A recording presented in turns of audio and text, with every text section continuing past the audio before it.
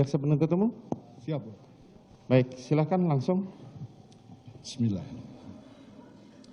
Kejaksaan Negeri Jakarta Selatan demi keadilan dan kebenaran berdasarkan ketuhanan Yang Maha Esa. Replik tim penuntut umum atas pledoi terdakwa Richard Eliezer Budiang Lumiu dan tim penasihat hukumnya. Dalam perkara pidana nomor PDM 243-JKTSL-10-2022.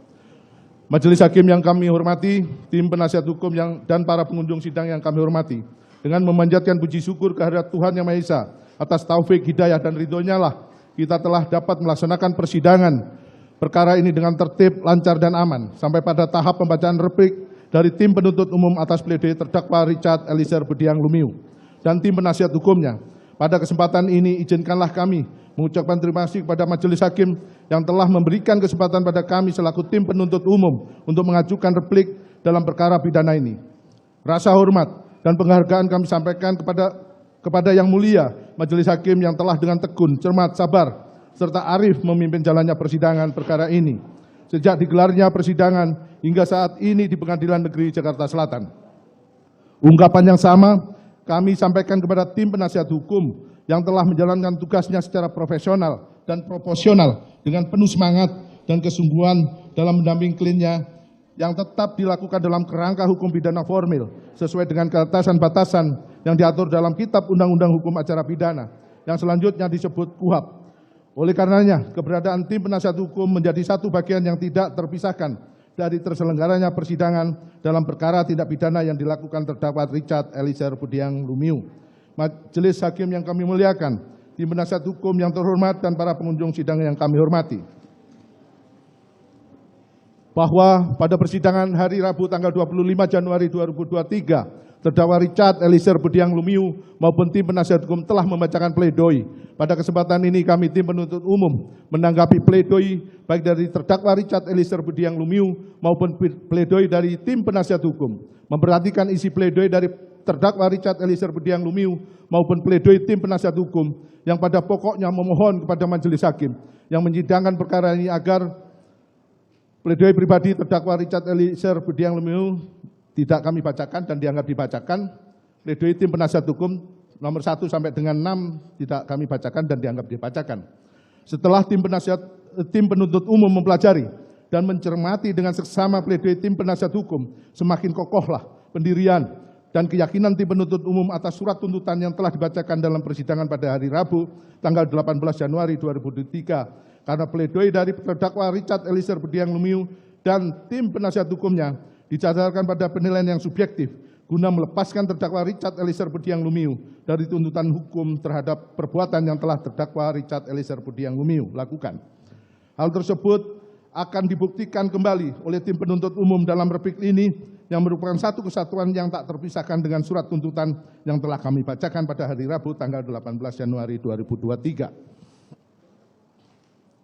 Bahwa permohonan penuntut umum tersebut berdasarkan atas pertimbangan penasihat hukum yang dikemukakan dalam pledoinya sebagai berikut. A. Nota pembelaan pribadi terdakwa Richard Eliezer Budiang Lumiu. Terdakwa Richard Eliezer Budiang Lumiu mengajukan nota pembelaan yang disusun dan disampaikan sendiri oleh terdakwa Richard Eliezer Budiang Lumiu, yang mana pada pokoknya terdakwa Richard Eliezer Budiang Lumiu menanyakan apakah sikap yang jujur yang dilakukan terdakwa Richard Eliezer Budiang Lumiu selama dalam persidangan harus dibalas dengan hukuman 12 tahun penjara sebagaimana tuntutan yang dibacakan penuntut umum. Tanggapan bahwa dalam persidangan terdakwa Richard Eliezer Budiang Lumiu mengajukan pledoi yang disusun dan disampaikan sendiri oleh terdakwa Richard Eliezer Budiang Lumiu, yang mana pada pokoknya terdakwa Richard Eliezer Budiang Lumiu menanyakan apakah sikap yang jujur yang dilakukan terdakwa Richard Eliezer Budiang Lumiu selama dalam persidangan harus dibalas dengan hukuman 12 tahun penjara sebagaimana tuntutan yang dibacakan penuntut umum. Bahwa pledoi terdakwa Richard Eliezer Budiang Lumiu yang disampaikan dalam persidangan akan kami jawab sebagai berikut.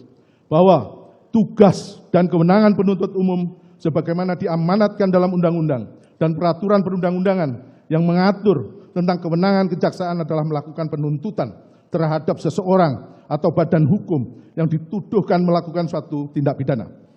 Bahwa dalam melakukan penuntutan, penuntut umum diwajibkan untuk melakukan pembuktian berdasarkan pasal 183 Kitab Undang-Undang Hukum Acara Pidana, di mana jaksa penuntut umum dalam melakukan pembuktian haruslah berdasarkan minimal 2 alat bukti yang cukup. Bahwa dalam persidangan yang dilakukan terhadap terdakwa Richard Eliezer Budiang Lumiu, kami, tim penuntut umum telah dapat membuktikan perbuatan terdakwa Richard Eliezer Budiang Lumiu berdasarkan 2 alat bukti yang cukup yang mendukung pembuktian terhadap perbuatan pidana yang dilakukan oleh terdakwa Richard Eliezer Budiang Lumiu. Bahwa terkait tinggi rendahnya stratma tuntutan yang kami ajukan di depan persidangan terhadap terdakwa Richard Eliezer Budiang Lumiu telah ditentukan berdasarkan parameter penentuan yang sudah jelas sebagaimana yang diatur dalam standar operasional prosedur penanganan perkara tindak pidana umum yang berlaku dan berdasarkan peran terdakwa Richard Eliezer Budiang Lumiu dalam perbuatan pidana sebagaimana yang kami dakwakan terhadap terdakwa Richard Eliezer Budiang Lumiu tanpa tendensi apapun yang melatar belakangi hal tersebut. Dan kami berpendapat tinggi rendahnya tuntutan yang kami ajukan kepada majelis hakim terhadap terdakwa Richard Eliezer Budiang Lumiu sudah memenuhi asas kepastian hukum dan rasa keadilan.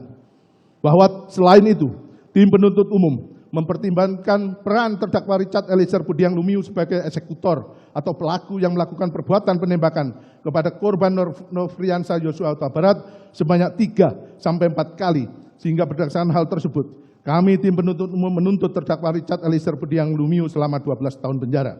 Tuntutan tersebut kami ajukan dengan mempertimbangkan kejujuran dalam memberikan keterangan dari terdakwa Richard Eliezer Budiang Lumiu yang telah membuka kotak Pandora sehingga terungkapnya kasus pembunuhan terhadap korban Nofriansah Yosua Huta Barat. Bahwa tim penuntut umum juga telah mempertimbangkan rekomendasi dari Lembaga Perlindungan Saksi Korban LPSK berdasarkan surat nomor R 0068-1.5.1 HSHP LPSK 01-2023 tanggal 11 Januari 2023 perihal rekomendasi pemberian hak penghargaan sebagai saksi pelaku yang bekerja sama bagi terlindung LPSK Saudara Richard Eliezer Budiang Lumiu dan memperhatikan poin 3 rekomendasi LPSK tersebut dimaksud sebagaimana syarat ketentuan dalam perundang-undangan khususnya dalam pasal 28 ayat 2 Undang-Undang Republik Indonesia nomor 31 tahun 2014 tentang perubahan atas Undang-Undang nomor 13 tahun 2006 tentang perlindungan saksi dan korban, yaitu A. Tindak pidana yang akan diungkap merupakan tindak pidana dalam kasus tertentu sesuai dengan keputusan LPSK sebagaimana dimaksud dalam pasal 5 ayat 2 Undang-Undang RI nomor 31 tahun 2014 tentang perubahan atas Undang-Undang nomor 13 tahun 2006 tentang perlindungan saksi dan korban. B. Sifat pentingnya keterangan yang diberikan oleh saksi pelaku dalam mengungkap suatu tindak pidana. E. Bukan sebagai pelaku utama dalam tindak pidana yang diungkapkan. Dan D. Adanya ancaman yang nyata atau kekhawatiran akan terjadinya ancaman, tekanan fisik atau psikis terhadap saksi pelaku atau keluarganya juga tindak pidana tersebut diungkap menurut keadaan yang sebenarnya. Bahwa tim penuntut umum juga sudah mempertimbangkan sehubungan dengan penjelasan pasal 10A ayat 3 huruf A Undang-Undang RI nomor 31 tahun 2014 tentang perubahan atas Undang-Undang nomor 13 tahun 2006 tentang perlindungan saksi dan korban yang dimaksud dengan keringanan penjatuhan pidana mencakup pidana percobaan, pidana bersyarat khusus atau penjatuhan pidana yang paling ringan di antara terdakwa lainnya. Bahwa terkait dengan serangkaian rujukan di atas kami tanggapi sebagai berikut. 1. Bahwa dalam penjelasan pasal 10A Undang-Undang RI nomor 31 tahun 2014 tentang perubahan atas Undang-Undang nomor 13 tahun 2006 tentang perlindungan saksi dan korban memang menyatakan frasa penjatuhan pidana yang paling ringan di antara terdakwa lainnya.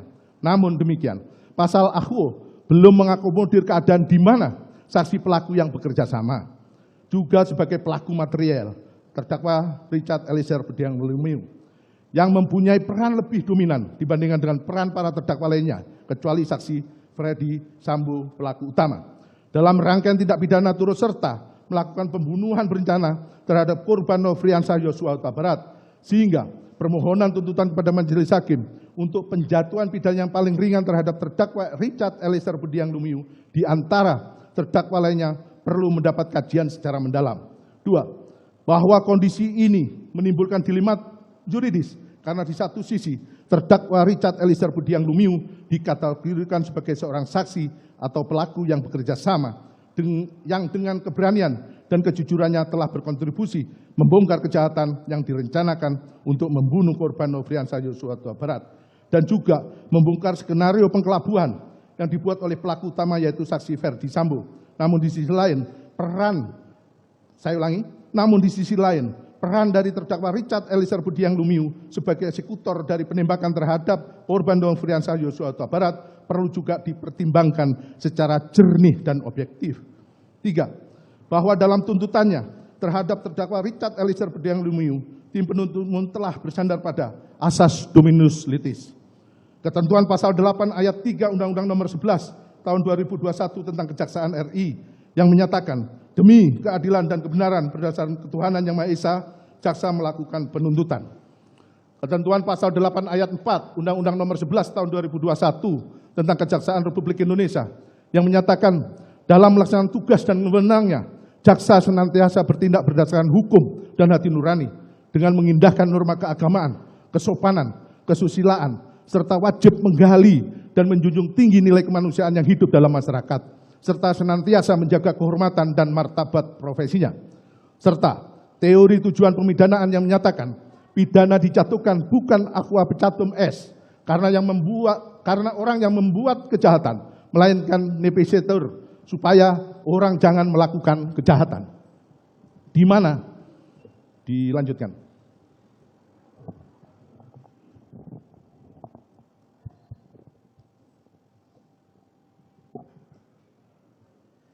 Di mana berdasarkan landasan berpikir di atas, tim penuntut umum telah berusaha menggali penderitaan dan sakitnya korban Nofriansah Yosua Huta Barat sesaat sebelum ditembak sampai dengan bersangkutan merenggang nyawa akibat timah panas yang menembus dan bersarang dalam tubuhnya.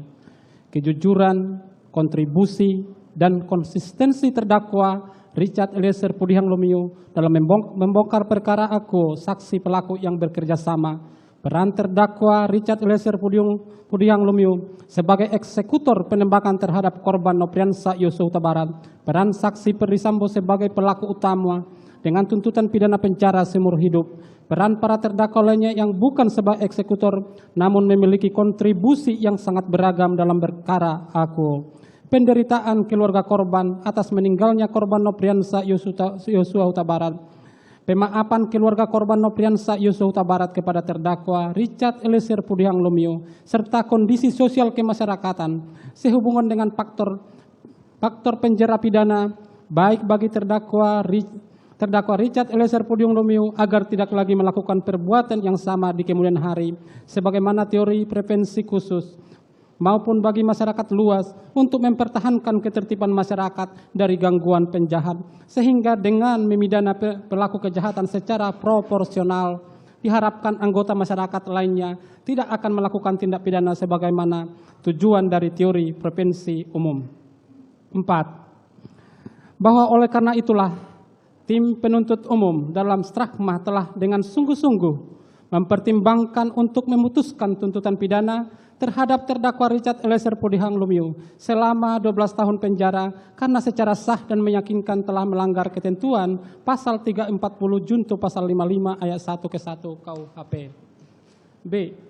Nota pembelaan tim penasihat hukum terdakwa Richard Eliezer Budiang Lumiu. 1. Analisa yuridis poin 76 halaman 30 pledoi tim penasihat hukum menyatakan terbukti secara sah dan meyakinkan bahwa terdakwa Richard Eliezer Budiang Lumiu hanyalah merupakan pelaku yang disuruh melakukan tindak pidana manus ministra oleh orang yang menyuruh yaitu saksi Ferdi Sambo manus domina, sehingga terdakwa Richard Eliezer Budiang Lumiu hanyalah merupakan alat yang tidak memiliki kesalahan.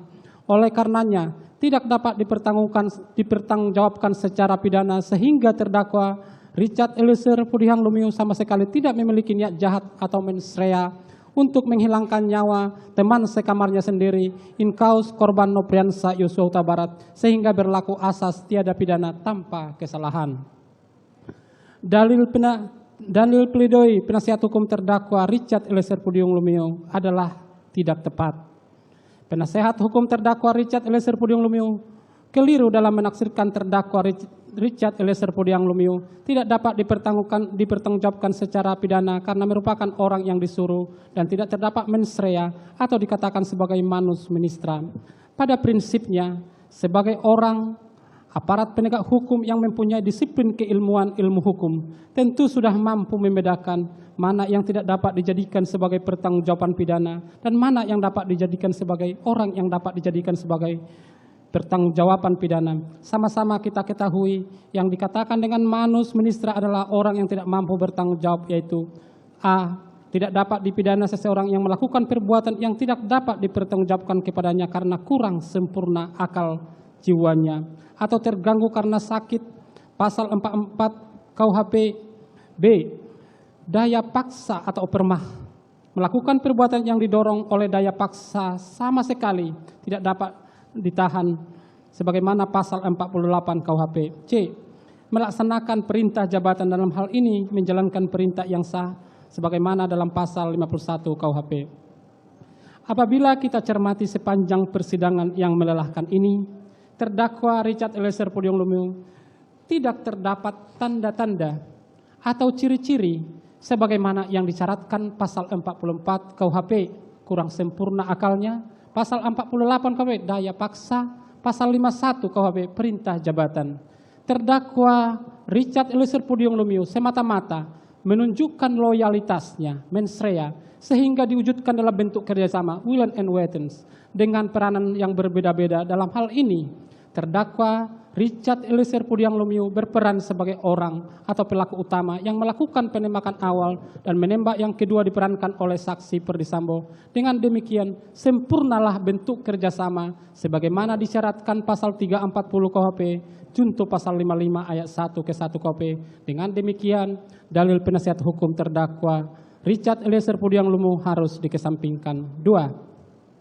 Analisa juridis poin 100 pledoi halaman 40 yang mengatakan bahwa meskipun dalam penerapan pasal 51 ayat 1 KUHP elemen melawan hukumnya menjadi hapus, maka untuk menilai apakah perbuatan pidana yang dilakukan oleh terdakwa Richard Eliezer Pudiang Lumiu dapat dicela atau dihindari sehingga dapat dipersalahkan secara hukum, maka penting untuk melihat dan mengkaji aspek kesalahan psikologis.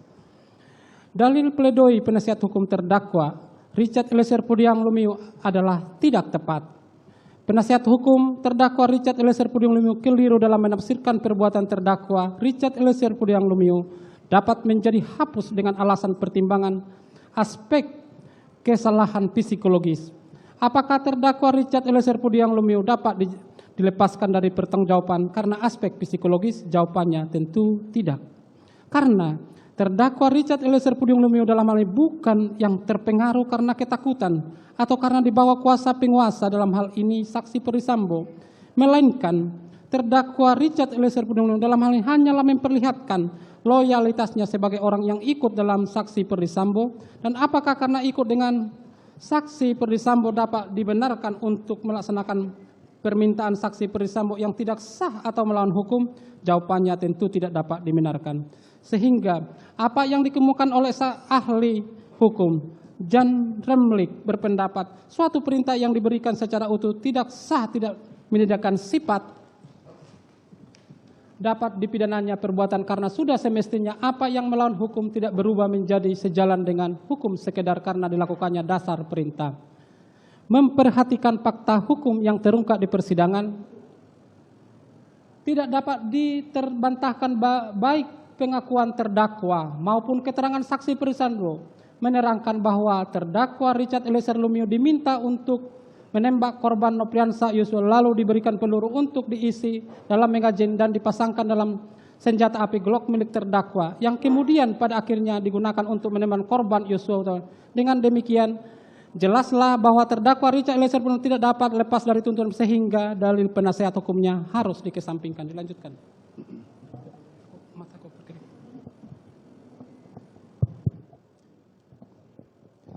3. Analisa yuridis poin 106 halaman 45 pledoi tim penasihat hukum yang menyatakan bahwa jaksa penuntut umum hanya menilai sikap batin dari terdakwa Richard Eliezer Pudiang Lumiu dari ukuran normatif dari perspektif jaksa penuntut umum dan tidak melihat kesalahan psikologis yang sebenarnya sudah diterangkan oleh ahli dari jaksa penuntut umum maupun ahli penasihat hukum terdakwa. Dalil pledoi penasihat hukum, terdakwa Richard Eliezer Pudiang Lumiu adalah tidak tepat. Penasihat hukum terdakwa Richard Eliezer Pudiang Lumiu keliru dalam menafsirkan kesalahan terdakwa Richard Eliezer Pudiang Lumiu. Jika terdakwa Richard Eliezer Pudiang Lumiu di bawah pengaruh secara psikologis, maka tentu terdakwa Richard Eliezer Pudiang Lumiu melakukan penembakan terhadap korban Nofriansah Yosua Huta Barat tidak terlaksana dengan baik. Akan tetapi dalam hal ini tidak demikian. Penembakan yang dilakukan terdakwa Richard Eliezer Pudiang Lumiu kepada korban Nofriansah Yosua Huta Barat merupakan perbuatan pembunuhan berencana yang sempurna dan terlaksana dengan baik. Dapat terlihat dimulai dari mempersiapkan alat yang digunakan, dalam hal ini peluru dan senjata api, lalu melaksanakan di lokasi yang sudah ditentukan, dalam hal ini di Rumah Dinas Duren 3 nomor 46, dan melaksanakan pembunuhan berencana berdasarkan peran masing-masing, yakni terdakwa Richard Eliezer Pudiang Lumiu yang berperan untuk menembak korban Nofriansah Yosua Huta Barat, sedangkan saksi Ferdi Sambo berperan menembak korban Nofriansah Yosua Huta Barat lalu menembak dinding untuk menciptakan situasi tembak-menembak. Saksi Putri Chandrawati bersama-sama saksi Kuat Maruf, saksi Riki Rizal Wibowo, terdakwa Richard Eliezer Pudiang Lumiu berperan untuk membawa korban Nofriansah Yosua Huta Barat dari Rumah Saguling ke Rumah Dinas Duren 3 nomor 46 dengan alasan untuk melakukan isolasi mandiri. Setelah itu saat di Rumah Duren 3 nomor 46, saksi Kuat Maruf bersama-sama saksi Riki Rizal Wibowo bertugas membawa korban Nofriansah Yosua Huta Barat ke hadapan saksi Ferdi Sambo yang sebelumnya melakukan pengamanan menutup pintu dan jendela lantai 2 Rumah Dinas Duren 3 nomor 46 yang kemudian merupakan fakta hukum korban Nofriansah Yosua Huta Barat tertembak hingga mati bergelimang darah di Rumah Dinas Duren 3 nomor 46. Hal tersebut sejalan dengan ajaran kesalahan deskriptif normatif sebagaimana yang dikemukakan oleh Mulyatno dalam pidato pengukuhan guru besar dalam Dies Natalis ke-6 Universitas Gajah Mada pada tanggal 19 Desember 1955 yang melepaskan ajaran kesalahan psikologis tersebut guna mempermudah lapangan penuntutan. Karena apabila ajaran kesalahan psikologis digunakan, maka setiap persidangan dalam membuktikan bersalah atau tidaknya terdakwa oleh hakim haruslah menghadirkan psikiater, yang tentunya dengan menghadirkan psikiater tersebut akan mengakibatkan pencarian kebenaran material dalam persidangan pidana akan semakin panjang dan tentunya membutuhkan tambahan waktu untuk memperoleh keterangan ahli pada tiap persidangannya. Pendapat tersebut sejalan dengan pendapat Prof. Edward Omar Sarif Hiariah dalam bukunya Prinsip-Prinsip Hukum Pidana edisi revisi adalah hubungan batin antara pelaku dengan perbuatan yang dilakukannya. Jika perbuatannya dikehendaki, maka pelaku telah melakukan perbuatan dengan sengaja. Namun jika perbuatan tersebut tidak dikehendaki, maka perbuatan tersebut merupakan suatu kealpaan. Sedangkan kesalahan deskriptif normatif merupakan penilaian dari luar dengan menggunakan ukuran-ukuran yang bersifat normatif untuk kemudian menentukan apakah perbuatan tersebut dapat dicelakan pada pelaku dan apakah perbuatan tersebut dapat dihindari ataukah tidak oleh pelaku. Halaman 159.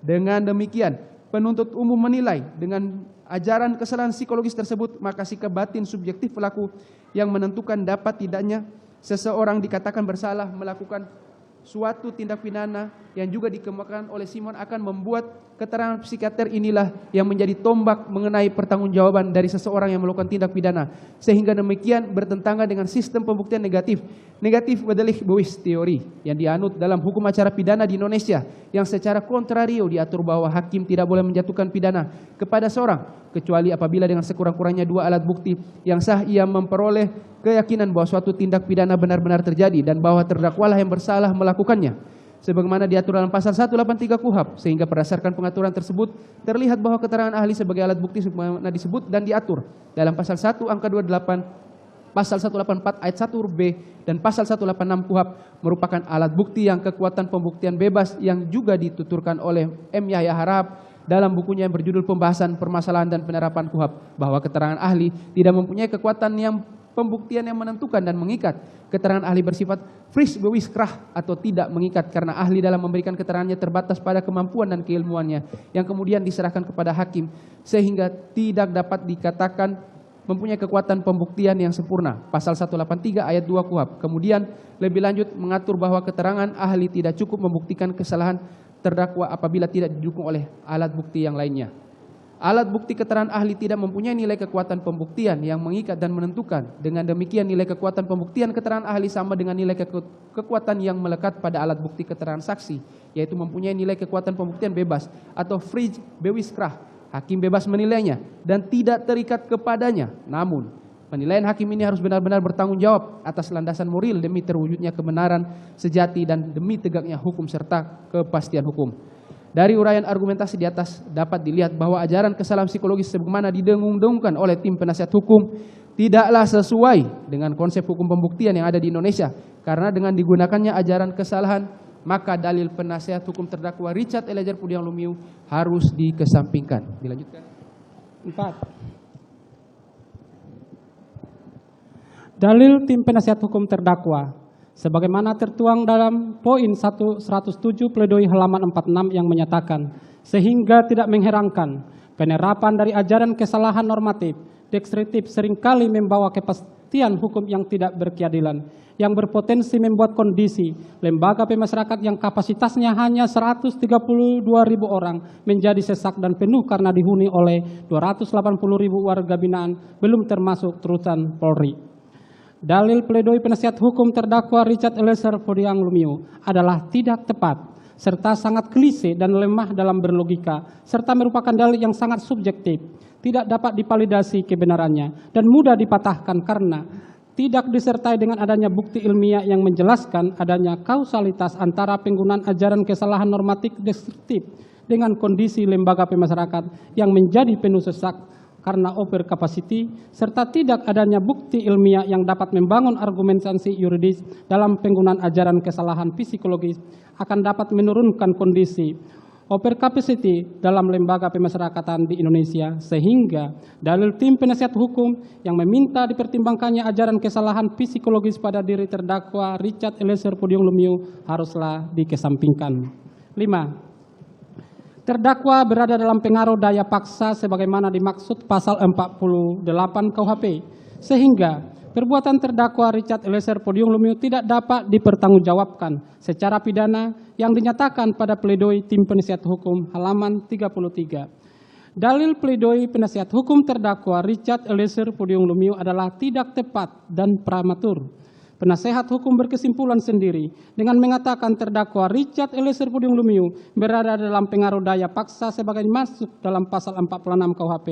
Penasehat hukum tidak memperhatikan fakta hukum yang sudah tidak dapat terbantahkan lagi. Terdakwa Richard Eliezer Pudiang Lumiu bersedia untuk menembak korban Nopriansa Yosua Huta Barat ketika diminta oleh saksi Perdisambo untuk menembak korban Nopriansa Yosua Huta Barat yang akan dilaksanakan di rumah dinas Duren 346, hingga pada akhirnya terdakwa Richard Eliezer Pudiang Lumiu menembak korban Nopriansa Yosua Huta Barat saat mendengar permintaan saksi Perdisambo dengan kata-kata, "Woi, kau tembak cepat, cepat, woi, kau tembak." Lalu terdakwa Richard Eliezer Pudiang Lumiu menembak korban Nopriansa Yosua Huta Barat hingga terjatuh, mengerang kesakitan, yang mana tembakan terdakwa Richard Eliezer Pudiang Lumiu yang mengenai dada korban Nopriansa Yosua merupakan salah satu penyebab kematian.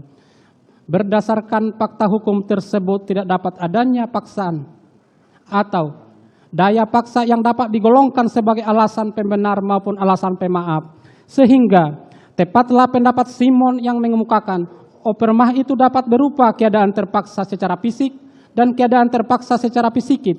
Secara fisik itu dapat terjadi karena paksaan yang dilakukan oleh orang ketiga, misalnya dengan memegang tangan orang yang dipaksa untuk menandatangani sepucuk surat di dalam kejahatan pemalsuan surat. Selanjutnya, misalnya dengan dirampasnya kemerdekaan seseorang yang dipanggil sebagai saksi, termasuk pula ke dalam suatu perbuatan yang dilakukan karena terpaksa disewakan bekerjasama kekuatan alam. Misalnya, seseorang terpaksa pulang dalam keadaan telanjang karena pakaiannya yang diletakkan di tepi sungai ketika mandi telah hilang ditebakan oleh angin yang tiba-tiba bertiup dengan sangat kencangnya. Keadaan terpaksa secara psikis ini terjadi misalnya jika orang yang memakai kekerasan atau ancaman kekerasan itu membiarkan orang yang dipaksa untuk tetap bebas secara fisik dan juga bebas untuk tidak melakukan sesuatu sesuai dengan yang dikehendakinya. Akan tetapi kekerasan atau ancaman kekerasan itu mempunyai pengaruh yang demikian rupa sehingga sangat mempengaruhi keputusan dan kehendak dari seseorang yang dipaksanya itu. Bahwa Juga terdapat jurisprudensi terkait dengan daya paksa. Pasal 48 KUHP adalah sebagai berikut. Mahkamah Agung nomor tanggal 30 Mei 1991 nomor 121K/KR/1960. Keberatan penuntut kasasi yang mengatakan bahwa pelanggaran yang telah dilakukannya itu adalah karena terpaksa, yaitu karena terdorong oleh perasaan pribadinya, yaitu setelah ia mengangkat penumpang maksimum yang terdiri dari orang-orang biasa, ia memperbolehkan seorang anggota tentara untuk naik yang ia kenal petugas di daerah itu, dan anggota tentara itu juga tidak dipungut bayaran. Tidaklah dapat dibenarkan karena keberatan tersebut bukanlah dorongan yang bersandar pada rasa pribadi penuntut kasasi dan merupakan paksaan termasuk di dalam pasal 48 KUHP, sehingga perbuatan penuntut kasasi tetap merupakan tindak pidana. Dan Hokrat 21 Mei 1916 NJ 1918 halaman 651 W10293 28 April 1930 NJ 1920 1140 April 1938 1939 nomor 939 yang berbunyi dengan mengemukakan satu-satunya alasan bahwa tertuduh telah melakukan perbuatan yang dapat dihukum itu karena mendapat perintah dari orang tuanya atau majikannya, tidaklah mengesahkan alasan tertuduh bahwa ia telah berbuat karena opermah. Apabila dihubungkan antara fakta hukum yang dikemukakan oleh terdakwa Richard Eliezer Pudihang Lumiu dengan pendapat ahli dan jurisprudensi di atas, keterangan dari terdakwa Richard Eliezer Pudihang Lumiu tersebut belum cukup untuk membuktikan bahwa penembakan tersebut dilakukannya dalam keadaan terpaksa secara psikis. Bahwa dalam keadaan terpaksa secara psikis terjadi jika orang memakai kekerasan atau ancaman kekerasan, membiarkan orang yang dipaksa untuk tetap bebas secara fisik dan juga bebas untuk tidak melakukan sesuatu sesuai dengan apa yang dikehendakinya. Akan tetapi kekerasan atau ancaman kekerasan itu mempunyai pengaruh yang sedemikian rupa bahwa yang perlu digarisbawahi dari pendapat tersebut adalah adanya paksaan dalam bentuk kekerasan atau ancaman kekerasan dari orang yang memaksa dan mempunyai pengaruh yang sedemikian rupa. Bahwa dari keterangan terdakwa Richard Eliezer Pudihang Lumiu tidak tergambar adanya paksaan baik dalam bentuk kekerasan maupun ancaman kekerasan yang mempunyai pengaruh demikian rupa dari saksi Perdisambo yang mengakibatkan terdakwa Richard Eliezer Pudihang Lumiu dalam keadaan tertekan secara psikis sehingga langsung mengiyakan perintah dari saksi Perdisambo tersebut bahwa teriakan Perdisambo dengan kata-kata, "Woi, kau tembak, cepat, cepat kau tembak," juga tidak termasuk paksaan baik dalam bentuk kekerasan maupun ancaman kekerasan yang mempunyai pengaruh demikian rupa yang dapat mengakibatkan terdakwa Richard Eliezer Pudihang Lumiu dalam keadaan tertekan secara psikis. Dengan demikian, dalil-dalil penasihat hukum harus dikesampingkan. Berdasarkan keseluruhan uraian tersebut di atas, kami tim penuntut umum dalam perkara ini berpendapat bahwa pledoi tim penasihat hukum haruslah dikesampingkan karena uraian-uraian pledoi penasihat hukum tidak memiliki dasar yuridis yang kuat yang dapat digunakan untuk menggugurkan surat tuntutan penuntut umum. Berdasarkan hal-hal tersebut di atas, penuntut umum memohon kepada majelis hakim yang memeriksa dan mengadili perkara ini untuk 1. Menolak seluruh pledoi dan dari tim penasihat hukum terdakwa Richard Eliezer Pudihang Lumiu. 2. Menjatuhkan putusan sebagaimana diktum tuntutan penuntut umum yang telah dibacakan pada hari Rabu tanggal 18 Januari 2023. Demikian replik penuntut umum atas pledoi penasihat hukum terdakwa Richard Eliezer Pudihang Lumiu yang telah kami bacakan dalam persidangan hari ini, Senin tanggal 30 Januari 2023. Selanjutnya, kami menyerahkan sepenuhnya kepada majelis hakim yang mulia untuk memutuskan perkara ini dengan seadil-adilnya. Sekian, terima kasih.